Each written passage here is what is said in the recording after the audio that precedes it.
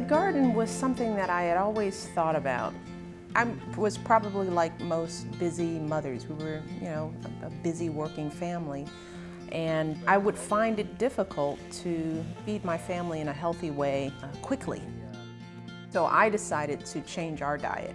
And this happened throughout the course of the campaign, and it was really simple things: adding more fruits and vegetables, trying to sit down as a family and prepare a meal a couple of times a week, eating out a little bit less, eliminating processed and sugary foods as much as possible. And I saw some really immediate results with just those minor changes.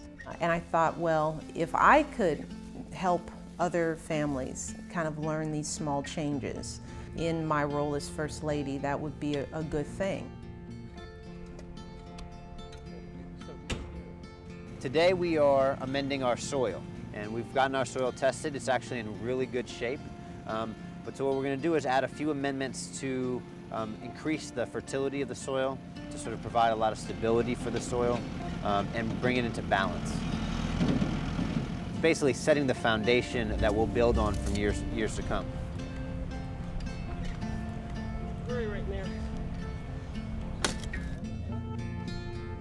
We're doing our first till.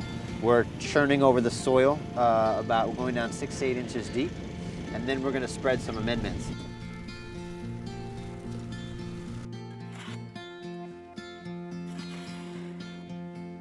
We're going to use some sulfate of potash, which is basically just to add some sulfur.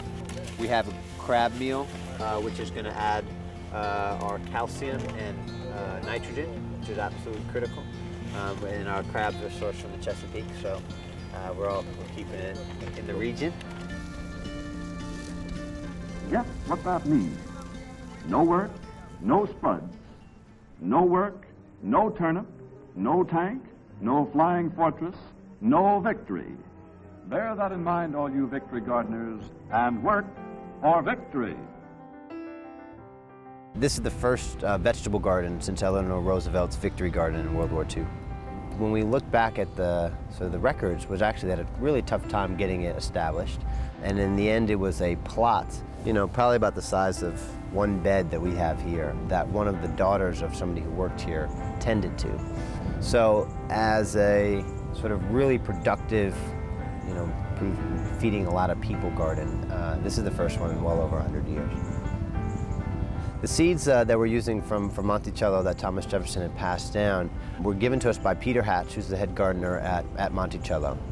Thomas Jefferson, as more than any one man, changed the way we eat in this country and the way we grow food.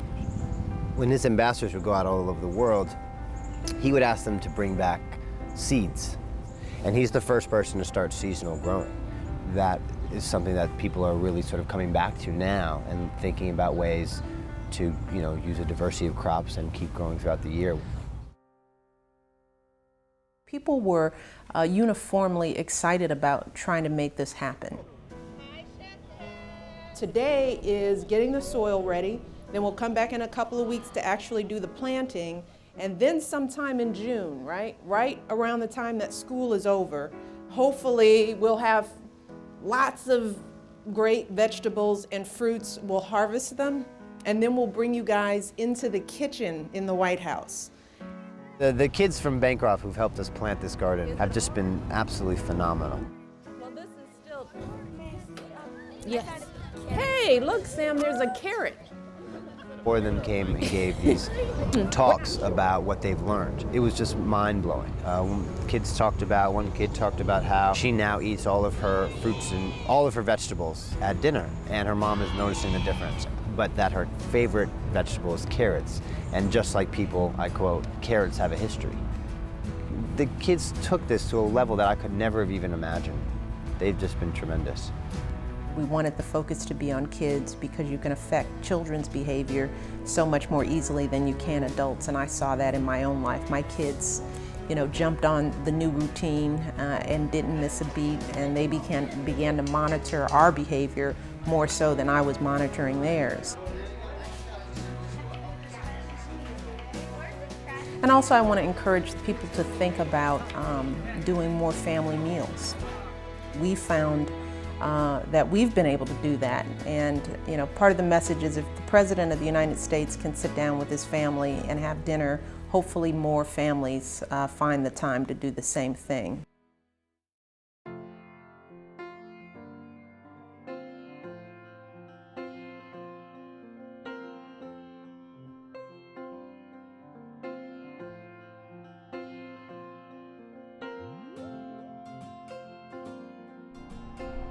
Here. Smell this. Peppery. So far, it's been incredible. We've produced over 200 pounds of food already, going on 210, and you know, it's not even July yet, so it's pretty. We're doing pretty well. Our first major dinner was a small dinner of like 20 of the sort of nation's top economic advisors and thinkers, and we did the whole first salad was completely out of the garden. I mean, we actually have a lot, so. Okay. If we need a little more. I don't think about this with my kids in terms of what I want them to be today. I'm thinking about who I want them to be when they go to college and when they raise their own kids. How will they make choices about what they eat when they're away from me? What will be the messages that are in their head as they think about, you know, whether they're going to drink the soda or whether they're going to have a glass of water? How will they engage their own children in these messages early on so that these become habits that are just a part of life and not something that you have to change in midstream? So the garden is really an important introduction to what I hope will be a new way that our country thinks about food. So that's, you know, that's the story of the garden, and it's been quite an amazing success, if I do say so myself.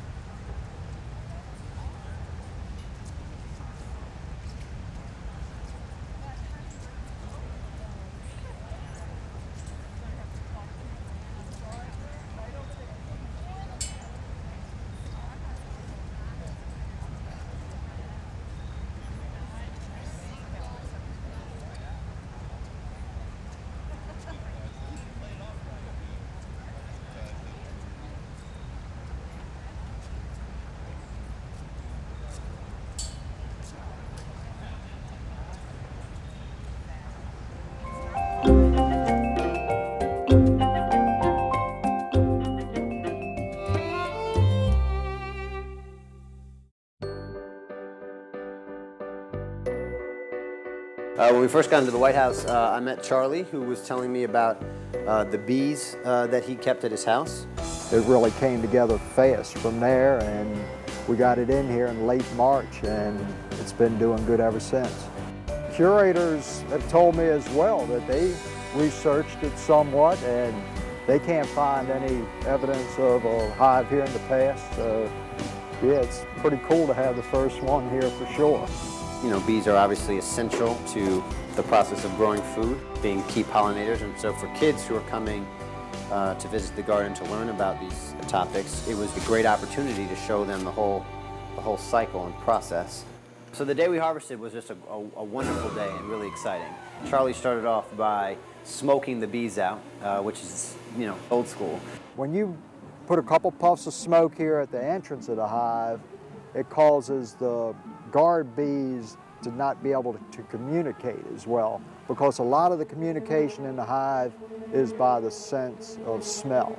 I mean, there's something a little disconcerting about, you know, being surrounded by thousands and thousands of bees. There are probably at least 70,000 bees in this hive. He pulled out each tray of comb, and they blew off all the bees from each tray. You just blow them on out of there, and they fly on back up into the hive. The first harvest we did last year, we did it pretty early. We pulled out 12 capped frames. And then brought that into the White House, and when we got in here, just cut open the comb, just the very top layer. He puts it in this machine that, with a hand crank, you spin really fast. And uses centrifugal force to sling the honey out of the cells. So we went ahead, we extracted that way. And you end up having like a big old bucket of honey. We go ahead and let it settle for at least a week, I like to. Gets it nice and clear. Then, after that's been done, it's ready to put into bottles, containers, whatever size you want to do.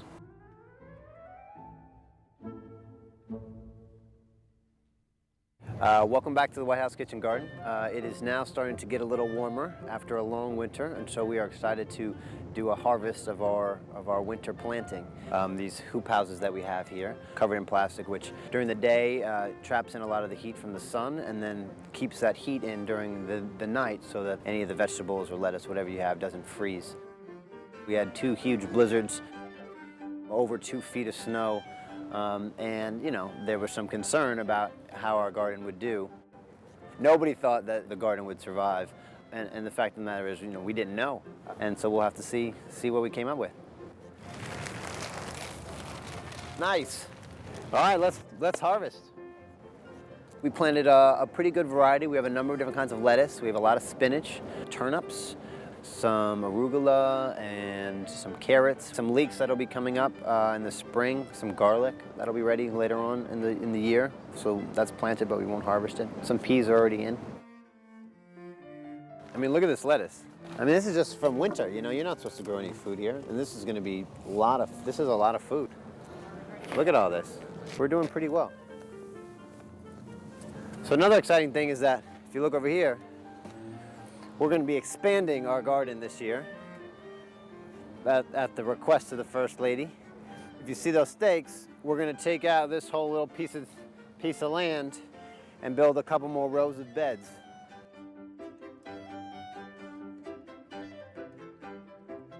So here we have our bounty. You know, it's more humble than a sort of a summer harvest, but I think we did pretty great. I mean, you know, we just had to be thrilled because nobody had the expectation that we were going to be able to grow any food during January, February. So I think it's been great.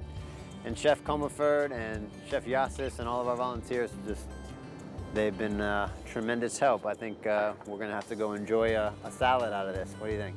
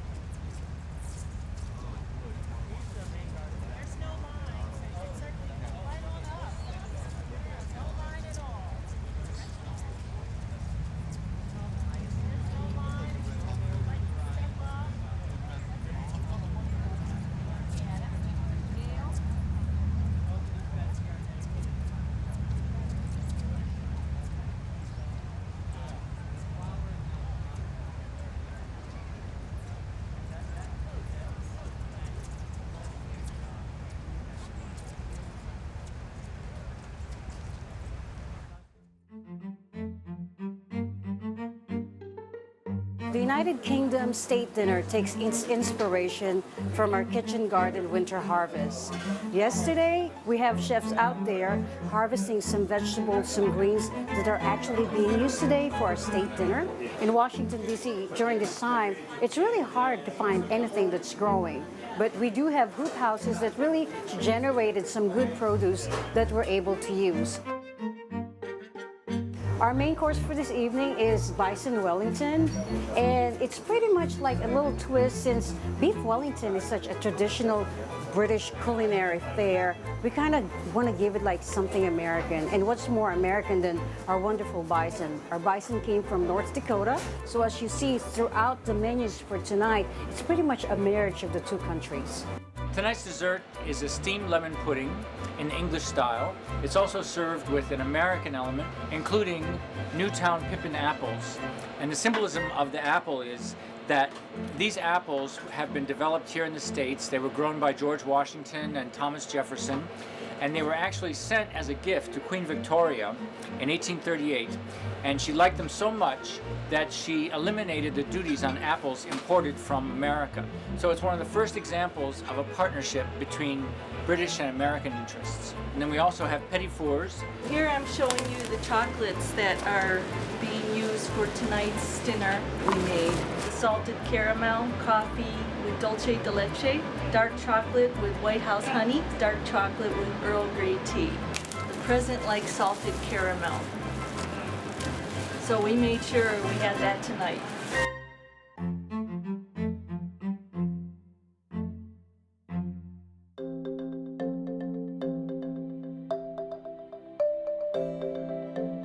How are you guys doing? Welcome to the White House. One of our girls decided that we should write Mrs. Obama a letter and tell her what we're doing. We told the girls, you know, very best case scenario, we'll get a letter back on letterhead. We certainly never imagined this. You guys wrote some really nice letters telling us about stories of the work that you're doing in your schools, in your communities, and your letters were so wonderful. I thought, why not come and see me at the White House and help me plant my garden, right? We're Girl Scout Troop 325 from Fairport, New York. We had our girls plant 100 tomato plants. We have some people in the city that don't have the opportunity to have their own garden, and our project was to provide these families with their own tomato plants so that they could have a little bit of a garden on their front porch. Our girls just did this all by themselves. They came up with a plan, they planted, they wanted to do this. The girls needed a bronze project for this year in Girl Scouts, and we thought it would be great to talk about healthy choices. We learned a lot about eating healthy, getting exercise, not sitting in front of the TV, that type of thing. So we've been learning a lot along the way. One of the things that I've been trying to do as First Lady is work on an initiative that I call Let's Move. With the Let's Move, it's getting up and going, getting on your bicycles, especially now that the weather is better. We'll certainly talk to the girls a little bit more about that, exercising daily and making their healthy food choices, because it is important to get up and let's move. Exercise, good eating, getting healthy, that's right, because we want you to grow up healthy. And the garden is a good way to start the conversation because vegetables and fruits are a big part of a healthy diet. Are you guys doing some of that at home? That's excellent.